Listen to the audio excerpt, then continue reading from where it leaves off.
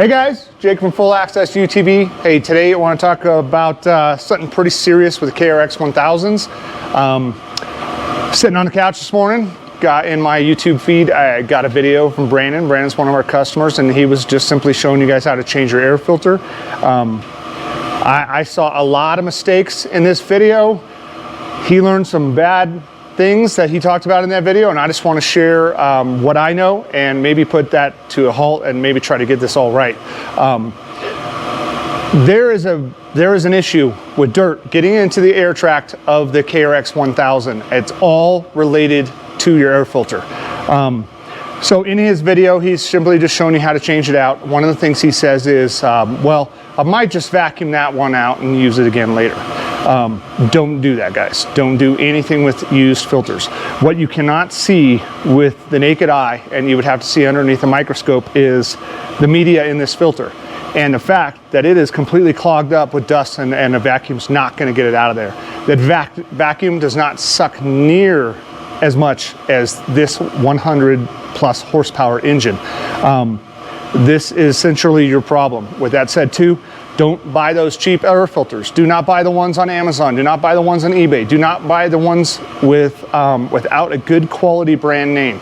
To be completely honest, thought about it today. I thought, man, we carry those it's badass. I think it's badass air filters because they're cheap. They're a cheap one that guys can put in their UTV. But at the end of the day, I don't think they're so badass.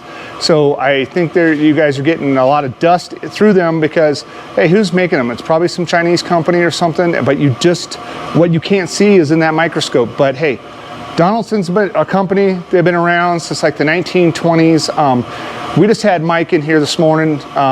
Chris was sitting through the conversations with him, but I mean, he just knew so much about air filtration and this and that, what kind of this and that, and Pro X webbing and blah blah blah, and all the things they could do for a filter for a KRX, and it's cool. So we'll see if we can get anywhere with that. But I'm also working with another manufacturer trying to get them to get an air filter out. But in this economy right now, we're having a hard time getting anything made, and especially new stuff. Everybody's trying to keep up. But just again, don't buy used air filters. Another thing to say is, I mean, who am I?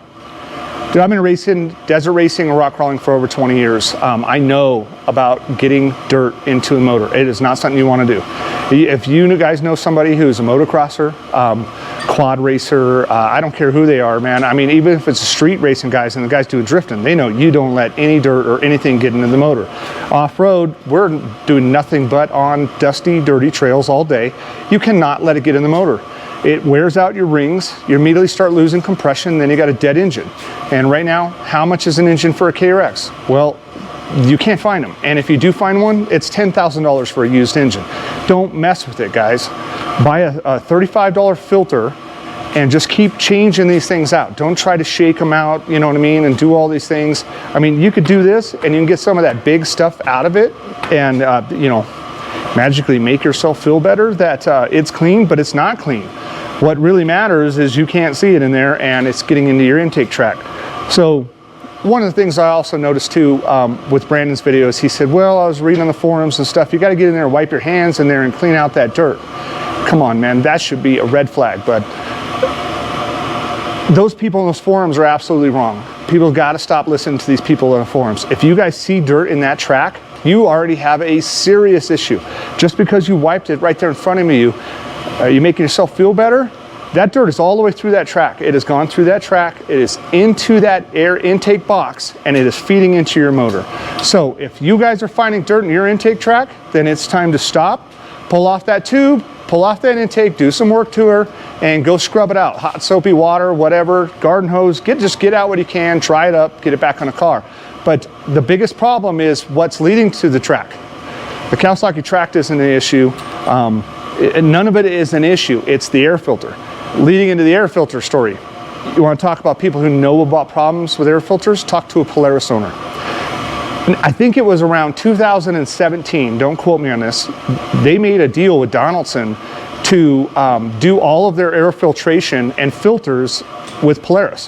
Why? Because every Polaris out there, including mine, were sucking in dirt and were destroying the motors. So you think about a company like Polaris, who was losing who knows how much in engines being rebuilt and labor time. They decided to invest, you know, millions with another company to design their air filter system. That company was Donaldson. They did it for a reason. They knew something.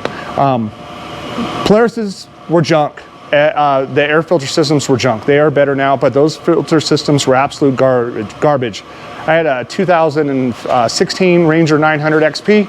That thing sucked dirt past the air filters directly in the intake. There's nothing you could do to control it. Anybody's like, hey, I know what he's talking about right now. Garbage. XP 1000s back in those days, 2012, 14, 15, 16, they junk. Absolutely, they just sucked dirt directly into the motors, and unfortunately Polaris told you to go have a nice day, but it was a faulty, bad design. So that leads us to Cowie. We got a good design here.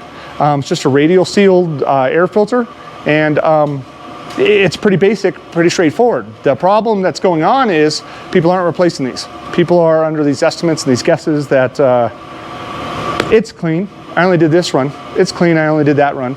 And there is honestly no way to tell. And even me being as anal as I am with preventative maintenance and cleaning stuff and doing oil changes and fluids, I knew what my timelines were, where I went. And then, of course, a couple weeks ago, I do service on mine and I pull out my air filter and I got dirt in my air tract, and I thought, my God, how? You know, I mean, I don't know, but alarming to me. Now I know I'm gonna be doubling down on the amount of air filters I put into my car, because I don't see a cure in the horizon. I don't know if anybody's gonna come out with something quick. So I don't know.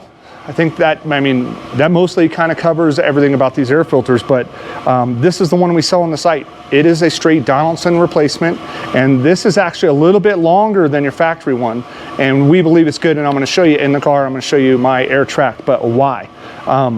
We also noticed something else. Matter of fact, today, we made an edit on this video because I forgot to plug in the mics. But as soon as I pulled out my air filter, I saw something that might be where my dirt was coming from, and I'm gonna correct it. I'll have Chris come over here and I'm gonna show you, but come up in here in the filter. You'll notice that there's two seals in these air filters. One is your internal radial seal, and then the other one is this one here that's pressing against the back wall. Well, one of the nice things about our filter is how it presses against that back. This is a little bit longer, so you're getting more pressure, so you're less likely for this thing to be bouncing around and losing radial seal and sucking in dirt. But we noticed I had a little dirt track, like right here on my air filter and on my the wall in the air box. So it kind of told me, hey, you know what? I might be getting a little dirt right here for whatever reason, but anyways, we're gonna fix it today on my filter, and I'll kind of show you guys. So this is a test, first time we're gonna do it, but right now, let's go to the KRX and I'll show you my intake track.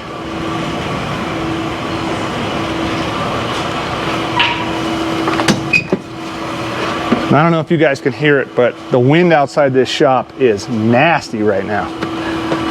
Blasting against the walls. Okay, so you get into it, and then here's your air filter. So you're basically gonna pull it off. And mine, I mean, it has a really nice tight seal, but you know, and you can kind of see a little dust here. So, you know, it might, if the dust is coming into here, it's because this seal is kind of failing a little bit, and it could be this seal is failing. So what I'm gonna do, as a matter of fact, I'll do it before I show you the air tract, is I'm just gonna use a little bit of shoe goo. Shoe goo's awesome stuff. I'll put it right there.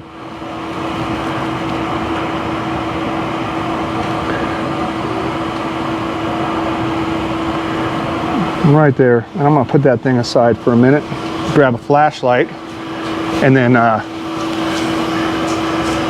pull it up.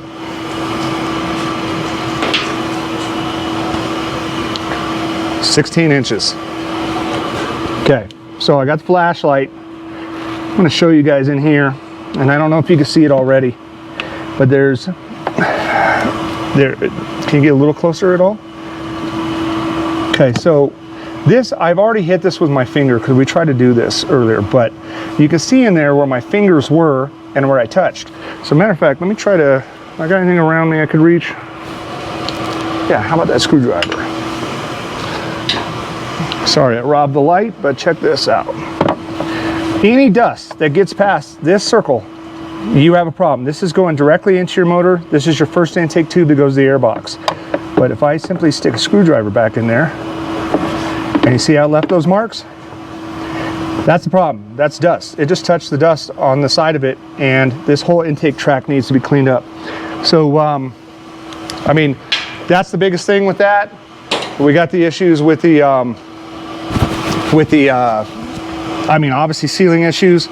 So now I got a little shoe goo on here.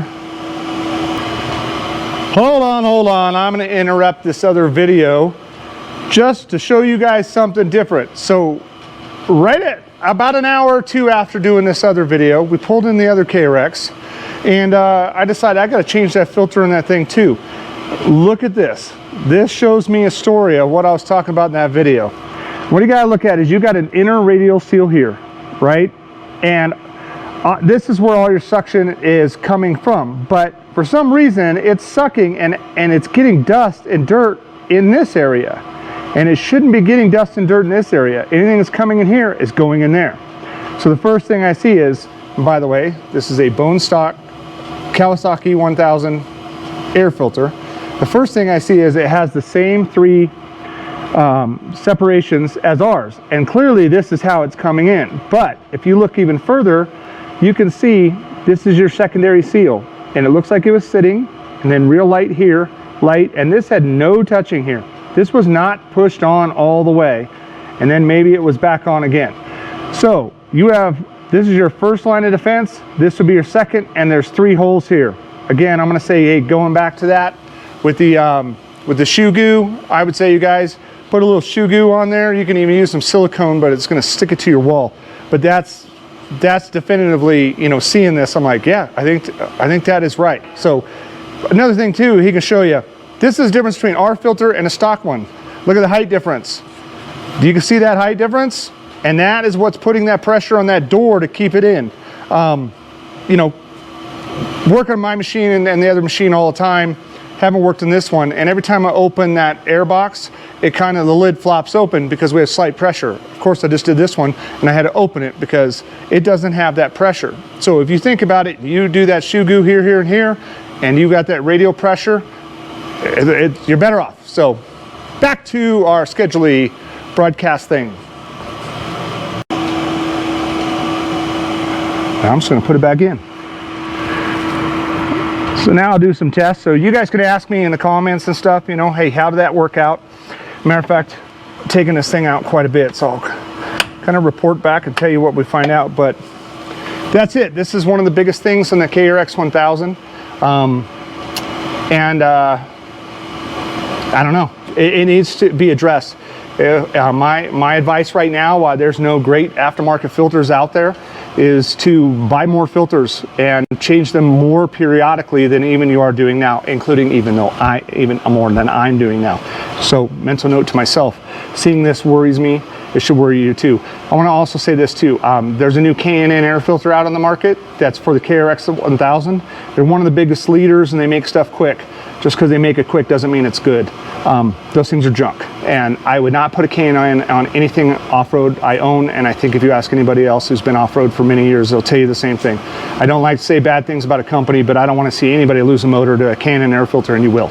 So even with a pre-filter, those K&Ns are not worth the money. I have many stories I could tell you about Ultra 4 650 horsepower motors, and we could not keep the intake track clean until we changed, and we got away from a K&N air filter, and that was it. So anyways, guys, hopefully you find this informative. If you guys got any questions, man, ask in the comments. I'll try to address them, and I'll try to keep you posted on, you know, how that shoe goo works. But Jake from Full Access UTV, please click that like and subscribe. Me and my family much appreciate it, and hopefully you like this content today. Thank you.